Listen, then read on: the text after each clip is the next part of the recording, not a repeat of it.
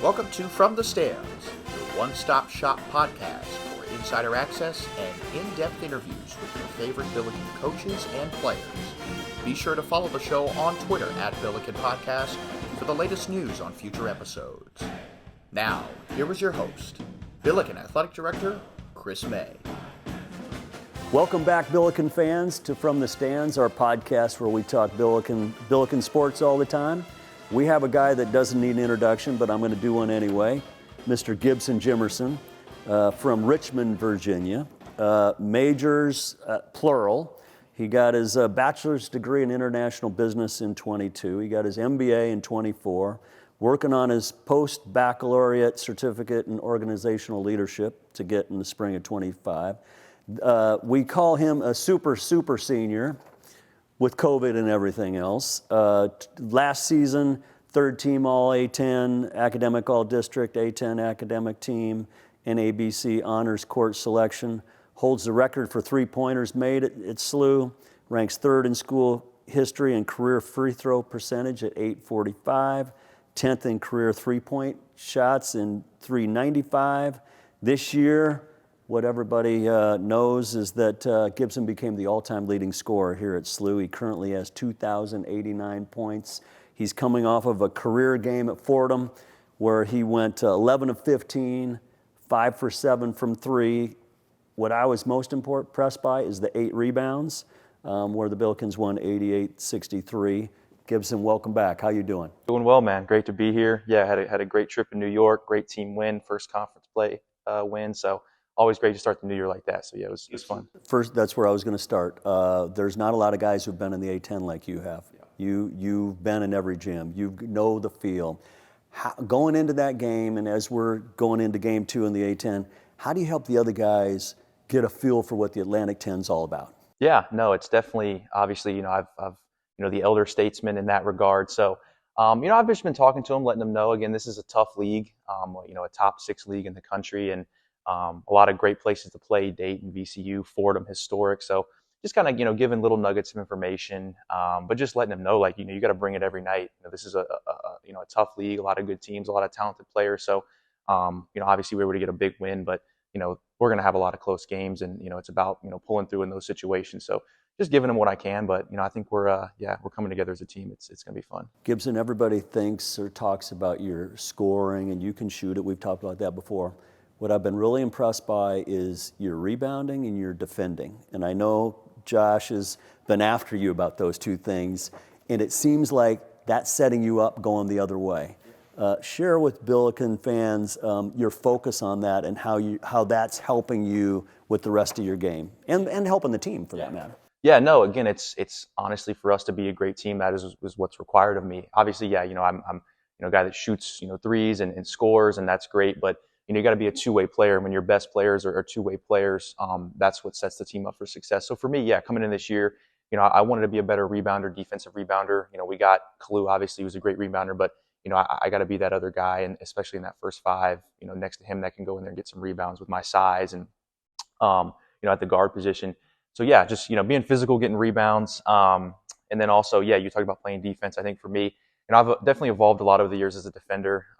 Came in and was kind of guy, hey, put him on the worst guy, kind of hide him in the corner. And now it's, we're doing a lot of switching and I'm guarding bigger players. So I'm, definitely being a versatile defender. I think for me is the one thing where that's switching on to guards or guarding guys in the post. So, that's what's required of me that's what's required of me for us to be a great team. So, doing that at the best of my ability is something that's excited me. And you're right, you'd be surprised when you do those little things how much more the ball goes in. So yeah, it's been fun. Well, I've noticed last 4 or 5 games, the whole team is becoming more active, and defensively especially. There was our executive producer Jordan and I were here talking before you walked in about at one point there was 3 or 4 guys on the ground, and you can see how that becomes infectious. How from a team perspective, when there's a defensive intensity like that, does it bring everybody up? Like you said, it's infectious, and I think that was one of the things early on with our team was, we weren't making enough of those toughness plays, getting on the floor, getting those scrappy rebounds. Like we weren't, we had a few guys that would do it here and there in pockets, but I think you saw against Fordham, like it was a team effort with regards to those type of plays. Kalu's getting on the floor, Kobe. I think I got on the floor a couple times, but Once you do those I saw things, you on the floor. yeah, I got on the floor. So yeah, Josh, he's been getting, Church has been getting on me about that. So just making those little plays because like you said, that kind of revs you up as a team. It's infectious. It it gets everybody going. And I think for us to be obviously everybody talks about our offense but you got to hang your hat on the defensive end and the toughness side of the ball. So for us, if we can build on that like we did at Fordham and carry that into our next games, I think that'll be huge for our team. You and I talked a lot last spring about the system that Coach Schertz brought, right? The offensive system. And it's a lot of guys on the perimeter, cutting to the basket. You've become way more aggressive in my estimation, cutting to the basket hard. How has that evolved for you? Yeah, I mean, again, I think obviously early on in my career was a kind of a standstill spot shooter, and kind of came into college as that was my kind of the bill on me, and over the years I've evolved, and again, it's not I'm not out there doing the whole dribble series, getting to the basket, but I think it's just being an efficient player, and that's what Schertz preaches is being an efficient player, being as efficient as possible, because at the end of the day that you want your team to be efficient. So we try to hunt layups and threes, and for me, I've sort of changed my shot diet this year. You've kind of seen it in the NBA, but for me, taking a career high attempts in threes per game. I think I've taken one mid-range shot this year. In the past, it was maybe one or two a game.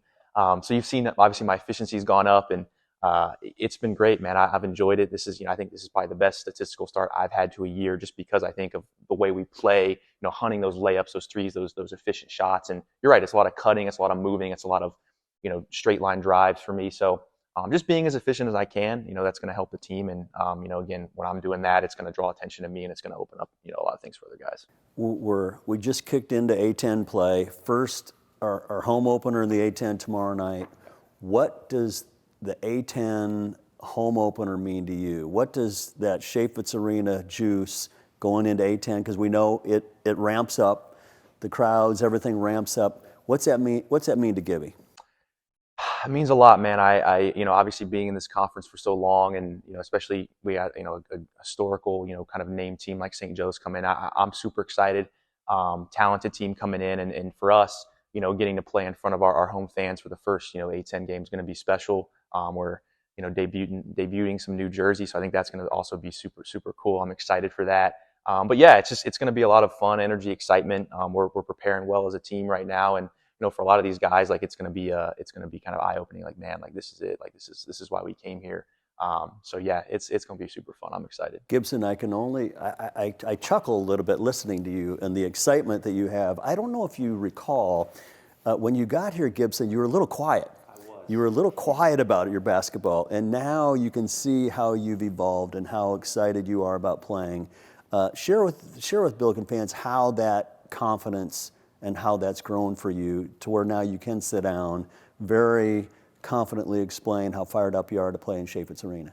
Yeah, no, it's funny. Tate likes to joke all the time about how I was a man of few words when I got here. He loves to tell those stories, and I don't know if I have as good a memory as him, but I thought I spoke a little bit. But no, man, I mean, again, it comes with age, I think, and having been here for so long and kind of being the older guy, just being able to impart some knowledge on the guys, but also just kind of share my experiences. I think it's unique, especially in this day and age, for someone to be at one place for so long. Like you don't see that much. You probably won't see that much going into the future. So, yeah, I've gotten a lot more comfortable. Obviously, I've got a ton of media experience over the years, talking to different people and doing different things. So, and obviously the education here has been awesome and helped me prepare for that. But, yeah, I enjoy, sharing my experiences, talking, and, I think it's, hopefully rubbing off on the guys a little bit as well. You just stole my final question, is your legacy and how you want to help the young guys, how you want to help all of these new people learn what the A10's about, learning what a juiced up Chaifetz Arena looks like. What do you want your legacy to be? Yeah, I think there's a few things. I think, just showing like I said, being in one spot for so long, especially in this day and age of the portal and everything, I think there's still value in that. I